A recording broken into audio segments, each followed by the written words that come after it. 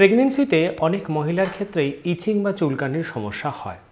এই ইচিং বা চুলকানিটা কিছু কিছু ক্ষেত্রে স্বাভাবিক এবং কিছু কিছু ক্ষেত্রে অস্বাভাবিক ইঙ্গিতও দেয়। আমরা কিন্তু সবাই জানি গর্ভাবস্থাতে সামান্য অবহেলা অনেক বড় ক্ষতি ডেকে নিয়ে আসতে পারে। সেই জন্য কোনটা স্বাভাবিক আর কোনটা অস্বাভাবিক তার মধ্যে পার্থক্যটা আমাদেরকে বুঝে নিতে হবে, যাতে করে আমরা বিপদের আশঙ্কা বা ইঙ্গিত পেলে আমরা উপযুক্ত ব্যবস্থা নিয়ে আমাদের নিজেদেরকে বিপদের হাত থেকে রক্ষা করতে পারি এবং গর্ভস্থ সন্তানকে রক্ষা করতে পারি।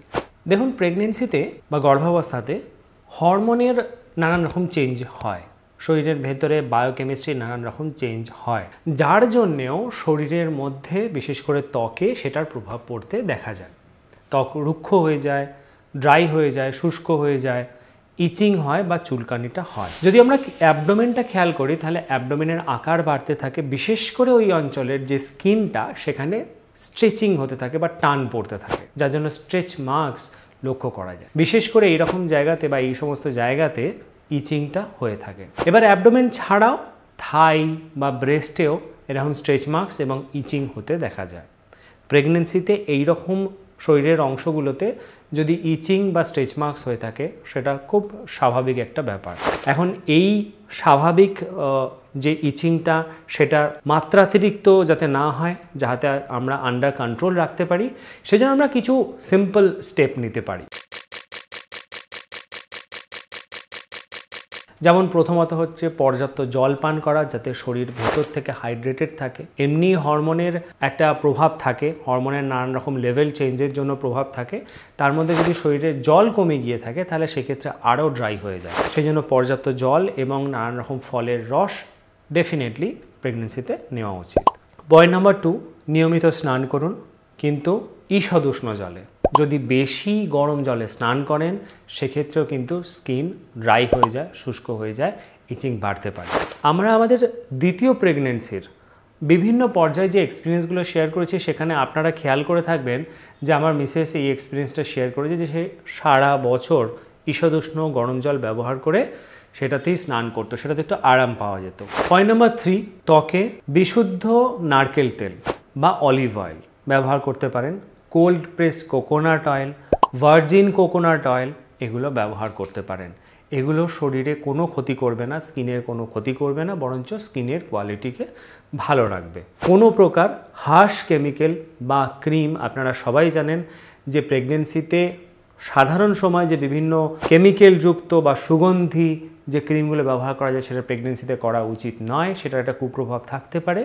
কিন্তু এই ন্যাচারাল জিনিসগুলো আপনারা ব্যবহার করতে পারেন, যেখানে কোনো বস্তুর সংমিশ্রণ নেই, এরকম ন্যাচারাল জিনিসগুলো আপনারা ব্যবহার করতে পারেন। পয়েন্ট নাম্বার 4, জামা কাপড় যেটা ব্যবহার করবেন সেটা কমফোর্টেবল ব্যবহার করবেন, লুজ ফিটিংসের ব্যবহার করবেন এবং বেস্ট অপশান হলো সুতির ব্যবহার করা, যাতে স্কিনে কোনো র্যাশ না হয়, স্কিনে কোনো প্রবলেম না হয়। এবার এটা তো হলো স্বাভাবিকভাবে আমরা একটা স্বাভাবিক জিনিসকে ম্যানেজ করছি, অনেক সময় মাত্রাতিরিক্ত হয়ে যায়, সেটাকে আমরা ম্যানেজ করছি।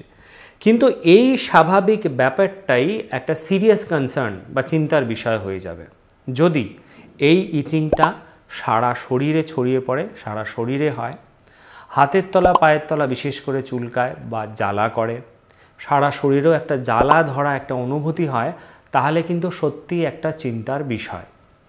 আমাদের বিভিন্ন প্রেগনেন্সি কেয়ারের বিভিন্ন ভিডিওতে যারাই কমেন্ট করে আমাদেরকে বলেছেন যে মোটামুটি 5 মাস, 6 মাস, 7 মাস এরকম আশেপাশের প্রেগনেন্সি ফেজে গা হাত পা প্রচণ্ড চুলকাচ্ছে, হাতের তলা পায়ের তলা প্রচণ্ড চুলকাচ্ছে, তাদের আমরা প্রত্যেককে বলেছি যে ডাক্তারের কাছে যান, গাইনোকোলজিস্টের কাছে যান, ওনাকে বলুন এরকম সমস্যা হচ্ছে, উনি চিকিৎসা করবেন, এখানে ট্রিটমেন্টের দরকার আছে। এটা আসলে লিভারের সমস্যা। ডাক্তারি ভাষায় বা মেডিকেল ল্যাঙ্গুয়েজে এটাকে কোলিয়েস্টেসিস বলা হয় বা অবস্ট্রাটিক কোলিয়েস্টেসিস বলা হয়।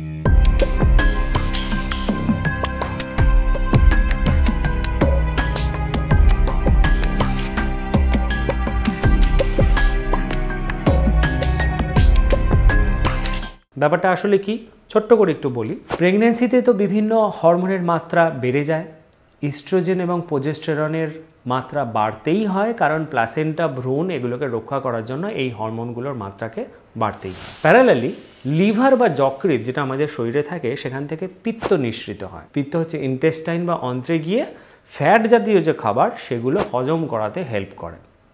কিন্তু এই যে ইস্ট্রোজেন এবং প্রজেস্টেরন বেড়ে গেল, তার প্রভাবে কি হয়, এই পিত্তর যে ক্ষরণ, পিত্ত যে ইন্টেস্টাইনে এসে হজম করাচ্ছিল ফ্যাট জাতীয় খাবার, এই পিত্তের ক্ষরণটাকে বাধা দেয় বা পিত্ত আশাটাকে বাধা দেয়, মানে যকৃতের কাজে বাধা দেয়। যার ফলে কি হয়, যকৃতে পিত্তটা জমা হতে থাকে, উল্টো ব্যাকফ্লো করে সেটা রক্তে চলে আসে। যার জন্য প্রেগনেন্সিতে এইরকম সময় যখন ব্লাড টেস্ট করা হয় তখন দেখা যাচ্ছে বাইল পিগমেন্ট, বিভিন্ন রকম যকৃৎ নিঃসৃত উৎসেচক, এগুলোর পরিমাণ বেড়ে যায়। এই রকম পরিস্থিতিতে কি হয়, দেখা যায় যে মল এবং মূত্রের যে কালারটা সেটা অনেকটা বেশি ইয়েলোইশ হয়ে গেছে এবং সারা শরীরে ইচিং বা চুলকানির মতন পরিস্থিতি তৈরি হয়েছে, অর্থাৎ কোলিয়েস্টেসিস তৈরি হয়েছে। দেখুন, এটা কিন্তু কোনো সাধারণ পরিস্থিতি নয়। ঘরোয়া উপাচারে এটার কোনোভাবে কন্ট্রোল করা যায় না। অবস্ট্যাটিক কোলিয়েস্টেসিস বা কোলিয়েস্টেসিস এমন একটা পরিস্থিতি যেটা কিন্তু গর্ভস্থ সন্তানের ওপর প্রভাব ফেলতে পারে। এটা এমন একটা সমস্যা যেটা প্রিটার্ম ডেলিভারি করাতে পারে, বাচ্চা বার্থ ওয়েট কম হতে পারে, বাচ্চা গর্ভে থাকা অবস্থায় পটি করে ফেলতে পারে, এমনকি ফিটাল ডেথও হতে পারে, অর্থাৎ গর্ভে থাকা অবস্থাতে বাচ্চা মারা যেতে পারে। সেই জন্য একেবারেই রিস্ক নেবেন না। এই রকম সিমটমসগুলো যদি হয় আপনার ক্ষেত্রে, তাহলে অতি সত্বর আপনার গাইনেকোলজিস্টকে ব্যাপারগুলো জানান। দেখবেন আপনার গাইনেকোলজিস্ট এলএফটি বা লিভার ফাংশন টেস্ট করতে দিয়েছে এবং এছাড়াও আরও বিভিন্ন রকম টেস্ট করতে দিচ্ছে, যেগুলোর যে রিপোর্টগুলো আসবে সেই রিপোর্টগুলো দেখে উনি ডিসিশন নিয়ে আপনাকে মেডিসিন দেবেন। বাচ্চার গ্রোথ ঠিকঠাক আছে নাকি, বাচ্চার হার্টবিট ঠিকঠাক আছে নাকি, সেটার জন্য আলাদাভাবে কেয়ার নিয়ে বিভিন্ন রকম টেস্ট করে দেখবেন। অনেক বেশি মাইনিউটলি খেয়াল করে ওনাকে অবজার্ভ করতে হবে যে বাচ্চার গ্রোথ অ্যান্ড ডেভেলপমেন্ট ঠিকঠাক আছে নাকি। এমনকি যাদের ক্ষেত্রে কোলিয়েস্টেসিস হয় তাদের ক্ষেত্রে ডেলিভারির পরেও মায়ের এবং বাচ্চার আলাদা আলাদাভাবে কেয়ার নেওয়ার প্রয়োজন হয়। সেই জন্য ব্যাপারটাকে ফেলে না রেখে অবশ্যই আপনার গাইনেকোলজিস্টের সঙ্গে আলোচনা করবেন।